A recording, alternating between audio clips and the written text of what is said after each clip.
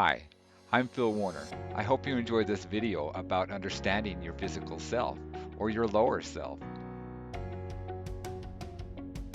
We're going to come to a deeper understanding of how that operates. Over the years, people have come up with different descriptions to describe that lower part of us.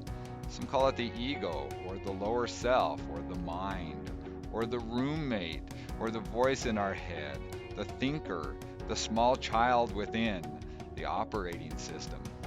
All of these are appropriate descriptions. The first thing that we need to understand is that the ego is our protector. Its number one job is to keep us safe. We might not be aware of it, but our unconscious mind is always on the lookout for danger. We all have this built-in defense mechanism that is easily triggered. Its reaction time is so quick that it can take complete control of us and react instantly at the first sign of danger. We all have this safety mechanism built into us. If we didn't have it, we would be dead. Our unconscious mind also protects us by acting as a filter. It only allows things that are relevant to come to our attention. It acts as a gatekeeper to keep our conscious mind from getting overwhelmed with too much information. So in reality, we're only aware of a very small portion of the whole truth. Our unconscious mind is like a small child that has never-ending needs. And as a small child, it has limited understanding of how things really are, or how they really were at the time of the event. It remembers things that happened, but it only has its own perspective to go off of. There's always more to the truth. We also need to remember that 95% of us, and some studies say even higher, go along in our lives completely unconscious. So when we're talking with other people, we need to remember that we're probably talking to the small child within them. We're probably talking to their ego at any given time. In their mind, they're right. So offering any kind of resistance will just cause their position to get stronger. And in fact, if we are offering resistance, we are for sure speaking from our small child within too. All resistance comes from the ego. The next thing we need to understand is that our ego is always seeking for an identity. It needs to establish some kind of position so that it can feel secure in its environment. This goes back to safety. It believes that if it can have a position, it can defend itself and provide for its needs. Our ego wants to create an identity around everything. It creates an identity with gender, with size, with work, with a role as being a parent, with a position at church, with being sick, gay or straight, or healthy, or fat or skinny. It clings to an identity and builds a belief around it. It says, I am ... It's our limiting beliefs that keep us stuck. Once we come to a belief that we are ... then we start to gather evidences to support that belief. We start to build stories in our mind of why it's true. And the more evidences we gather, the stronger that belief becomes, no matter how insane it might be. Our mind is like a Google search engine.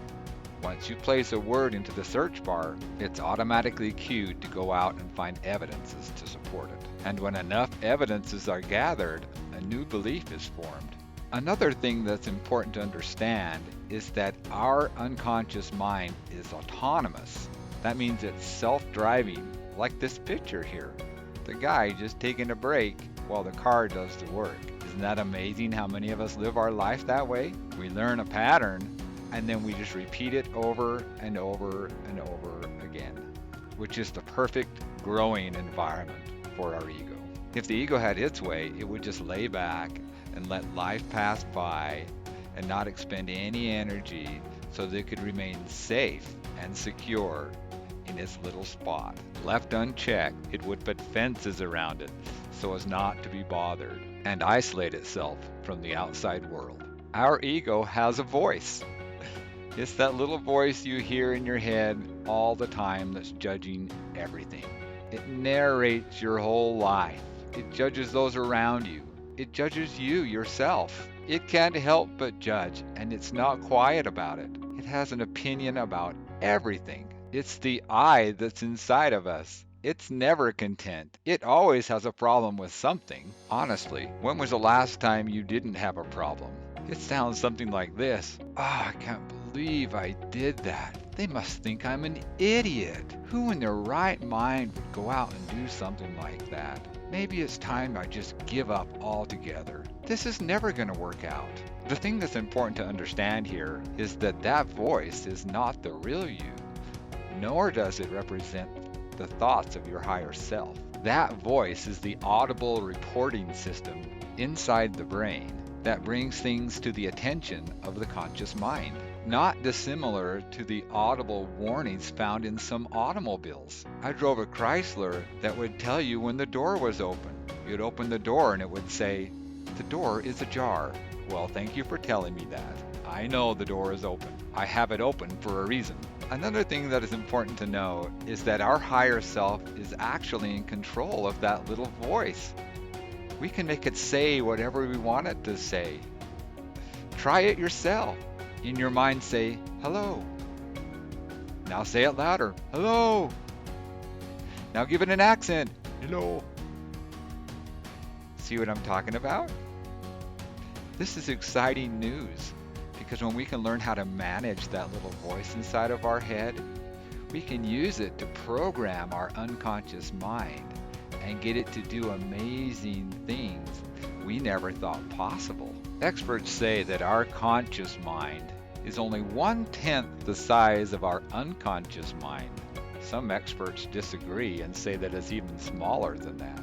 Our unconscious mind can only process one thing at a time. It does it pretty fast, but it can only do things in a linear order.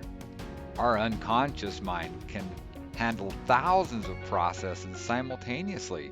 It controls our heartbeat, our breath, our metabolism, our movements, and it does it instantaneously without us even having to think about it. Once it learns a pattern, it's very effective in repeating that pattern over and over and over again. And thank goodness, because without that ability, we wouldn't be able to move around. We would be dormant. We would be stuck, for sure. So back to that autonomous car. It's a powerful vehicle that can move on its own without us even having to think about it. But even with all that power, it lacks one important element. It lacks the driver, the decision maker. You are the one that can control this powerful part of yourself. Even an autonomous vehicle needs someone to make a decision. It needs someone to tell it where to go. So I hope you've enjoyed this video. I hope it's brought some clarity on understanding that lower part of us.